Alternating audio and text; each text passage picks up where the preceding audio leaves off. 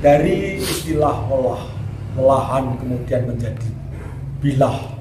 Dari kata welah itu bumika sampurna.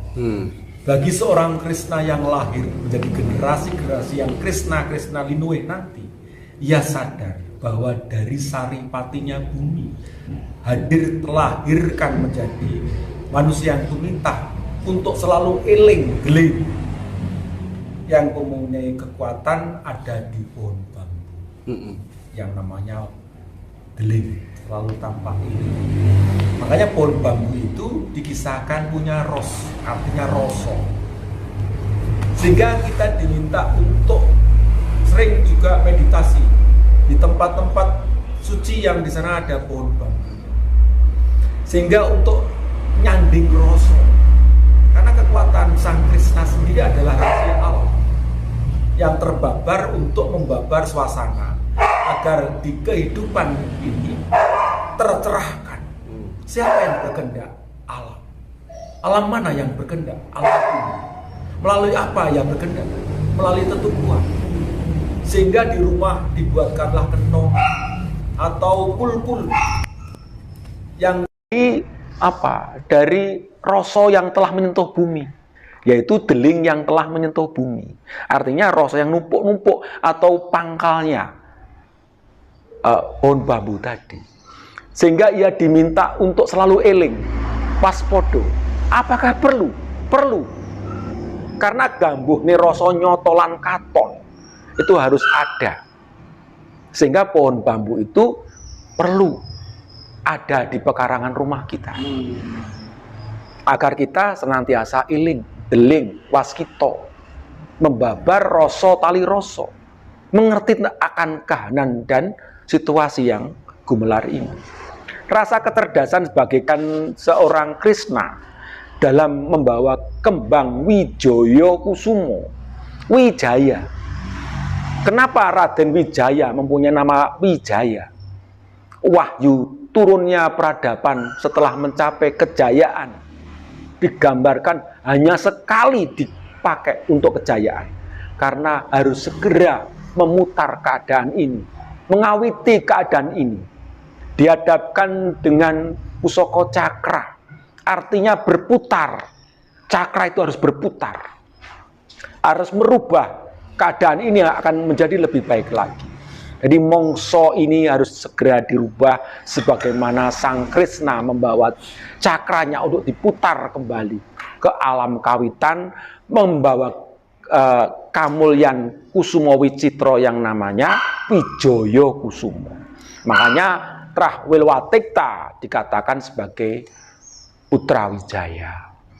Kawijayan awalmunya kawitan. Kawijayan yang tadi dibabarkan dalam ilmu kanuruhan. Sifat deling ini selalu ada dalam telengi pikir, yang selalu digeraito dengan hatinya. Artinya mengalami suatu kejadian-kejadian ini, banyak bicara dengan telengi hati, telengi rasa, agar kita bisa membabar pengetahuan jiwa yang seperti Krishna, bagaimana menemukan rahasia-rahasia dalam perang Mahabharata Joyo Binangun. Perang Mahabharata itu perang melawan sifat-sifat angkara. Untuk apa? Joyo Binangun membangun jiwa linuweh kembali untuk menata kehidupan ini. Pandhawa digambarkan batin, Kurawa digambarkan lahirnya. Itu. Makanya sebenarnya Pandhawa Lima itu tercerahkan dalam diri pribadi yang kasifatkan diri, mengerti tentang diri pribadi. Disitulah sebenarnya ilmu Krishna itu ada dalam angan-angan, ada dalam jiwa-jiwa untuk selalu peka terhadap kehidupan yang sekarang gumelar, untuk mengerti roh sak durunge winara. Itu dengan proses apa? Kesadaran jiwa. Kalau alam seperti ini yang terus berputar dengan alam kematerialistisan, kemudian merubah sifat, ini kan sudah mengerti dengan kehidupan yang akan datang. Sehingga cakra perlu diputar untuk kembali membabar suasana kawitan.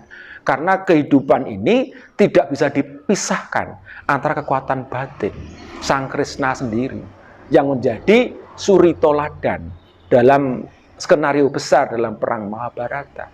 untuk selalu mengelabui siasat-siasat Sangkuni dalam cerita-ceritanya.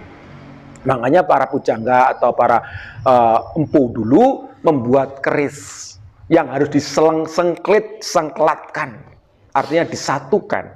Karena dalam keris itu digambarkan ilmu pengetahuan yang pada saat membabar ilmu Saptawarga, para putra-putra Pinilih tadi dibabar ilmunya. Energinya alam semesta raya disuwun sesuai dengan materi-materi yang dibuat pusaka itu, kemudian digabungkan ke dalam satu bilah.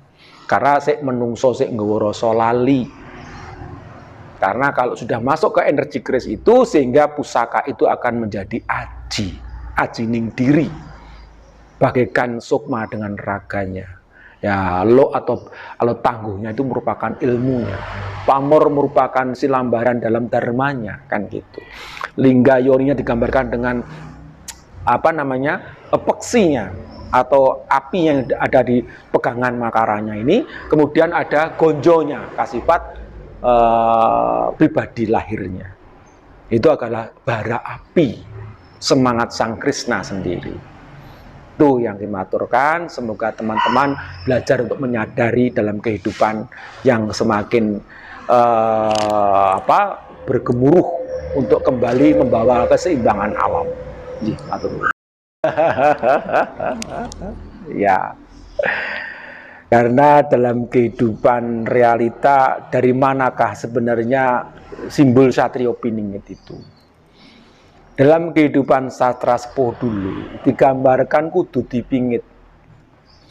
Kala masa atau keadaan yang semakin tidak sesuai dengan kehendak dari para sepuh dulu, digambarkan hidup itu telah dipercaturkan, sehingga Pandawa Lima harus terbuang, harus tidak boleh konangan, tidak boleh ketahuan selama 13 tahun. Artinya ia dipingit. Kalau sampai konangan harus mengawali lagi, bahwa sebenarnya jiwa-jiwa manusia Pinilih yang sekarang tersembunyikan, satrio-satrio Piningit yang setiap daerah itu ada. Karena ilmu itu dibabar sesuai dengan di mana ia di tempat tinggalkan.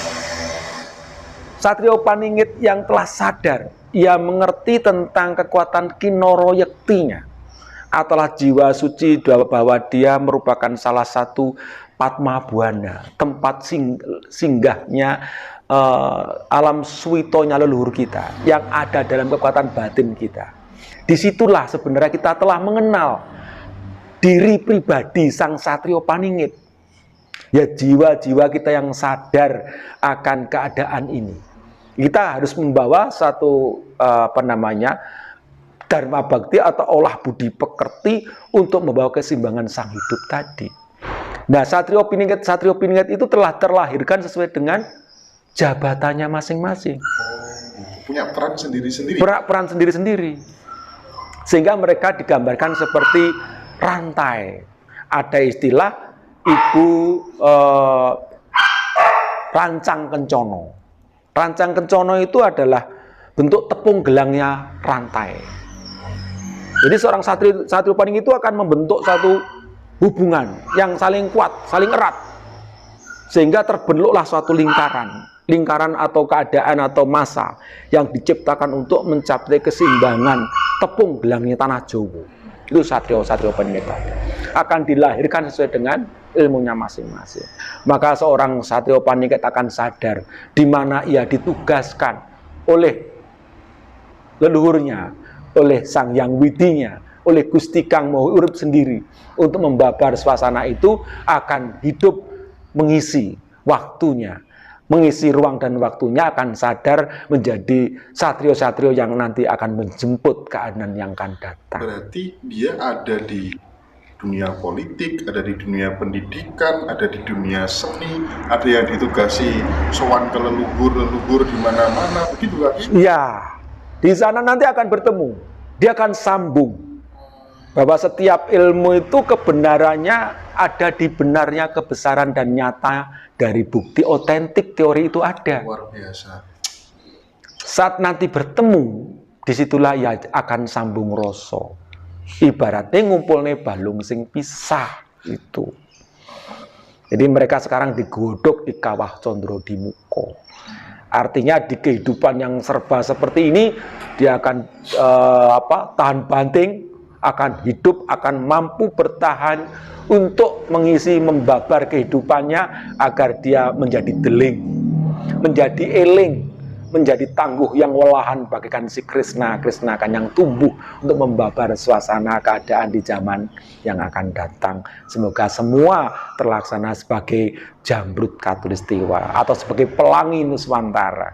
Berwarna-warna indahnya akan membawa suasana menjadi tentram, damai, sejahtera, dan bahagia. Terakhir, yakin nggak Kinarto bahwa suatu saat nanti kita akan punya seorang pemimpin negarawan yang berjiwa satrio piningit untuk mengangkat atau menjadikan Indonesia ini sebagai mercusuar dunia?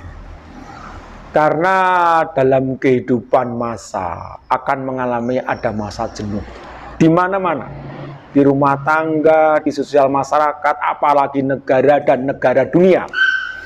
Alam pasti akan memberikan satu kekuatan yang besar.